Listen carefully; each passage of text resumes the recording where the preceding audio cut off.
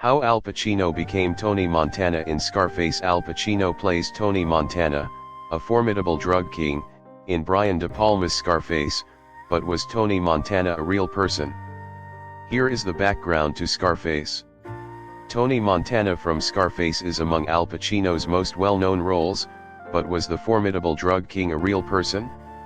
In 1983, director and screenwriter Brian De Palma returned to the crime genre with Scarface, a remake of the 1932 film of the same name, directed by Howard Hawks and, loosely, based on the 1929 novel by Armitage Trail. This was after the success of films like Carrie, 1976, and Blowout, 1981.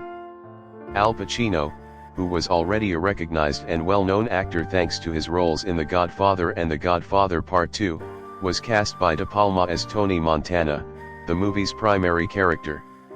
This role established his career and gave it an even bigger boost. In the 1980s, Tony Montana, a Cuban refugee, arrives in Miami without a single cent in his pocket. However, he quickly becomes engaged in the drug trade after receiving green cards in exchange for killing people at the behest of a Miami drug lord. With treachery and a lot of bloodshed, Montana's criminal life officially began with this. Scarface was a box office success, but film received mixed reviews from critics, who largely attacked its level of violence and strong language. Scarface, however, has benefited from time as it has with many other films of many genres, garnering higher reviews and with increased popularity. Along with becoming one of Al Pacino's most well-known characters, Tony Montana's fame as a figure in the crime and gangster genre grown over time. Although Oliver Stone authored the screenplay for Brian De Palma's Scarface, which is a remake of Hawks' film, Tony Montana is a creation of Stone. Tony Camonte, the star of the 1932 film, was only loosely modeled for Montana, and according to Stone, he adopted the last name Montana from his favorite player, NFL quarterback Joe Montana. Al Capone, one of the most well-known gangsters in history, served as the model for Camonte. During the Prohibition era, Alphonse Gabriel Capone, an American gangster and businessman, rose to prominence as the co-founder and leader of the Chicago Outfit, a criminal organization. Under the leadership of Johnny Torrio and Al Capone, the outfit rose to prominence in the 1920s, a time of bloody gang wars for control of the distribution of illegal alcohol. The outfit then became involved in a variety of other criminal activities, including loan sharking, prostitution, and political corruption.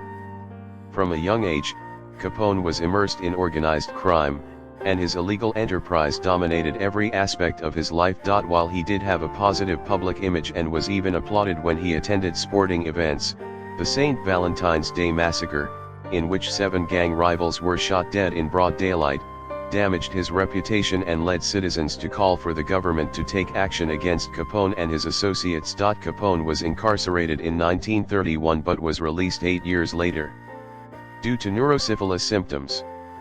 He passed away in 1947. His numerous illegal actions and public persona have cemented him in popular culture, serving as the model for numerous characters in books, films, and TV shows, including Tony Camonte and Tony Montana.